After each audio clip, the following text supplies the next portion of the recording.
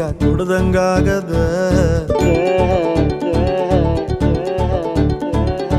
ಆಕಾಶ ಕೈಗೆ ಬಾಯಿಗೆ ಸಿಗ್ದಂಗಾಗದ. ಮಂಡ್ಯದ ಗೌಡ್ರು ನಡಿಗೆ ಸೂಮಲ್ಲಿದೆ, ವಯಸ್ಸಾದ್ರೂ ನೋಡೋ ನೋಟ ರಾಕೆಟ್ ಹಂಗಿದೆ. ನಂಗೆ ಈಗ ನಾಟಿ ಕೋಳಿ ಮುದ್ದೆ ಸಾರು ಉಂಡಂಗಾಗದೆ.